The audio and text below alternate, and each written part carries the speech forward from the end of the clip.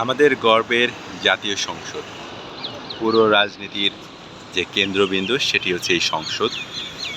সংসদ ভবনের পেছনের দিক দিয়ে যেই দৃশ্য সেটি এখন দেখতে পাচ্ছেন। এটির পাশেই কিন্তু রয়েছে চন্দ্রিমা উদ্যান। জামানের মাজার কিন্তু এখানে অবস্থিত, অনেকে এটিকে জিয়া উদ্যানও বলে থাকেন।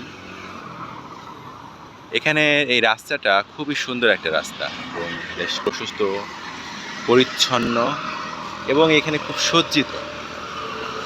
আর এখন বিশেষ করে যখন গ্রীষ্মের সময় প্রচণ্ড রোদ, কিন্তু এই দুপাশেই কিন্তু রাস্তার যে কৃষ্ণচূড়া গাছগুলো অদ্ভুত সুন্দর লাগে। এবং এখানে কিন্তু মানুষ আসেন, প্রচুর মানুষ আসেন বিকেলবেলা।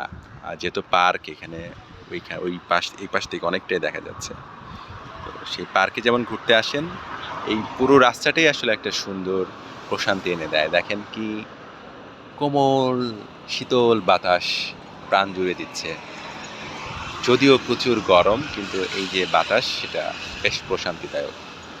গ্রিল দিয়ে ঘেরা জাতীয় সংসদ, ভেতরে অনেক সজ্জিত, পাখিরা আকাশে উঠছে।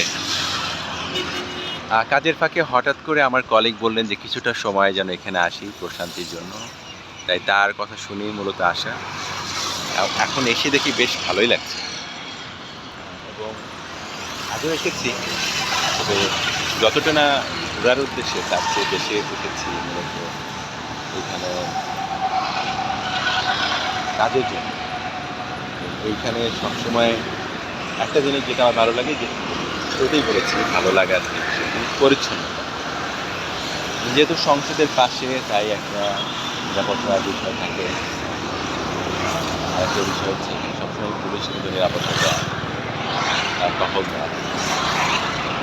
প্রচুর কাঁচা কেনা হয়, খাবারের দোকান রয়েছে এখানে, কারণ মানুষ যেহেতু আসে বেচা বিক্রি তো হবেই।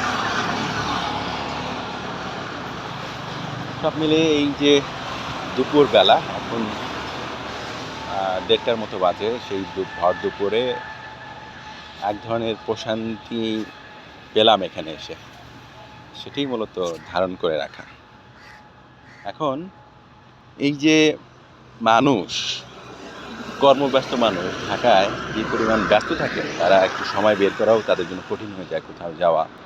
তাদের কাছে কিন্তু এই জায়গাটা অনেক পছন্দের, কারণ এটা তো শহরের মধ্যেই, মেট্রোতে নামলেই হলো, একটু হেঁটে আসতে পারবে এইটুকু।